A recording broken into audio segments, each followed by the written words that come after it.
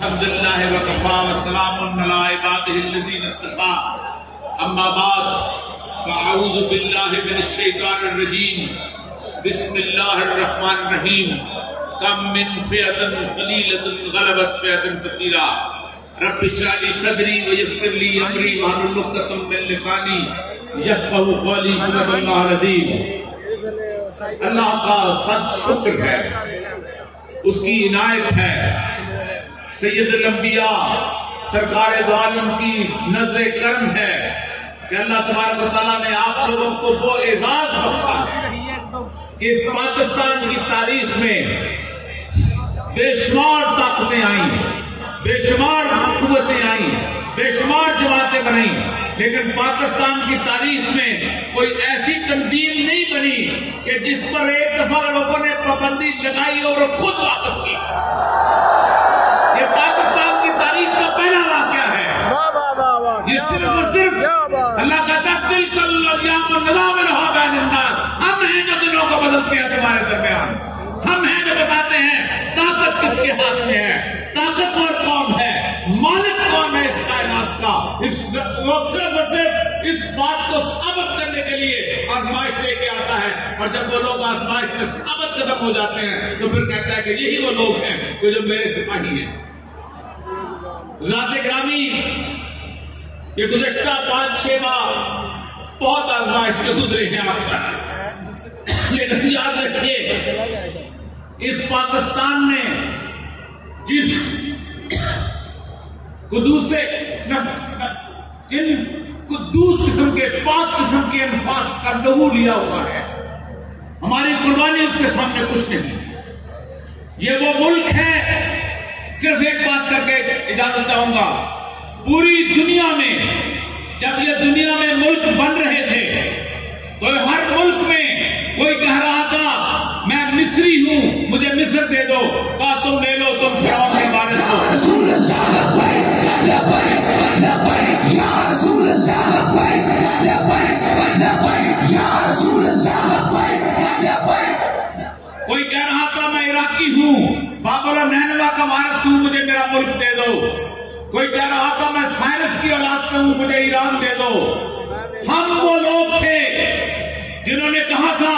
میں محمد حسین چیمہ ہوں، یہ ارجن داس چیمہ ہے، ہمارا دادا ایک تھا، ہمارا پردادا ایک تھا، ہم ساگ ایک طرح کا کھاتے ہیں، ہم بھنگڑا ایک طرح کا ڈالتے ہیں، ہم ہیر ایک طرح کا جاتے ہیں، میرا بھائی نہیں ہے کیونکہ لا الہ الا اللہ محمد رسول اللہ نے کہا۔ پوری دنیا کے ملکوں کے باہر ان کی قوم کی تختی لگی ہوئی ہے، میرے ملک کے باہر لا الہ الا اللہ محمد رسول اللہ کی تختی لگی ہوئی ہے۔ یہ مسجد ہے، تم لوگوں نے اس مسجد کی تحفظ کے لیے خون دیا ہے، تم لوگوں نے سید الانبیاء صلی اللہ علیہ وآلہ وسلم کی اس مسجد نبوی کی ورثاء مسجدوں کے لیے خون دیا ہے۔ یہ خون رائے گا نہیں جائے گا، یہ نہیں جائے گا۔ میں اس وقت وہ اقبال نے کہا تھا نا کہ میر اسد مردے کہ زنجیر غلامہ مشکلت، میں اس مرد کو دیکھ رہا ہوں آنکھوں سے۔ میں قبلہ بابا جی کے سامنے جب یہ شعر پڑھا تو مسکرائے بڑے عجیب طریقے سے کہ میر اسد مردے کہ زنجیر غلامہ مشکلت، کہ میں دیکھ رہا ہوں کہ ایک ایسا آدمی ہے جو غلامی کی زنجیریں توڑ دے گا۔ دیدم مزروز نے دیوار زندان شما، میں اس زندان کی اس جیل خانے کی دیوار کے زندان میں سے دیکھ رہا ہوں۔ یہ وہ کیفیت آ چکی ہوئی ہے، اور یہی اسی جذبے کے تحت اسی لاہور شہر میں اقبال نے لہو گرمایا تھا، اور پھر اس کے وارث علامہ سید خادم حسین رضوی صاحب نے لہو گرمایا۔ بیچ میں کوئی نظر نہیں آتی، تاریخ اٹھا لیجیے اقبال کے بعد اب سے اس قوم کو سلایا گیا ہے، اس قوم سے اقبال کو دور کیا گیا ہے، لیکن یاد رکھیے وہ کیفیت جو اقبال والی تھی وہی آج جب میں ان کی قبر مبارک پاس سے گزرا ہوں تو اقبال نے بھی جاتے ہوئے کہا تھا نسیم از حجاز آیت آیت، کہ پتہ نہیں حجاز سے اب ہوا آتی ہے یا نہیں آتی، سرود رفتہ باز آیت نہ آیت، کہ شاید پتہ نہیں پرانی وہ آواز سنائی دیتی ہے نہیں دیتی، سلامت روزگار ہے یہ فقیرے، اس فقیر کے جانے کے بعد دیگر دانائے راز آئے تینائر، کہ پتہ نہیں کوئی دانائے راز آتا ہے نہیں آتا، لیکن دانائے راز کی خوبی ہوتی ہے، ایک خوبی ہوتی ہے کہ ولولہ پیدا کر کے جاتا ہے، وہ عشق کا جذبہ پیدا کر کے جاتا ہے، وہ اس دعا کے ساتھ جاتا ہے جو اقبال نے مانگی تھی، اور یقیناً علامہ نے بھی دعا مانگی ہوگی، بابا جی نے بھی یہی دعا مانگی ہوگی کہ بجلال تو کے در دل، اے اللہ مجھے تیرے جلال کی قسم ہے،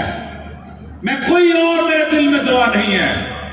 بجلال تو کے در دل دیگر آرزو نہ نارم، مجھے کوئی آرزو اور نہیں ہے بجزی دعا کے بخشی کبوترا عقابی، صرف ایک دعا ہے کہ اللہ ان کبوتروں کو عقاب بنا دے، اور جس دن آپ لوگ عقاب بن گئے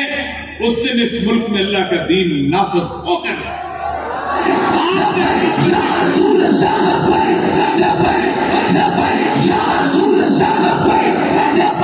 یہ میرے اللہ کا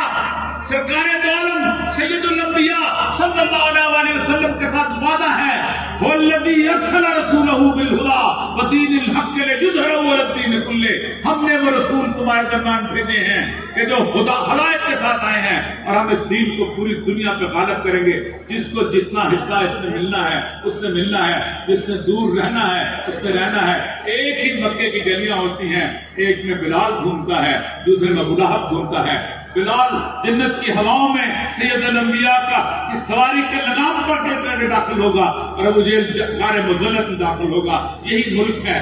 جس نے اس قافلے میں شرکت کرنی ہے اس نے سید الانبیاء صلی اللہ علیہ وسلم کی نگاہوں کے سامنے آنا ہے، اور جس نے دور ہونا ہے اس کی مرضی ہے۔ اللہ اپنے نصیب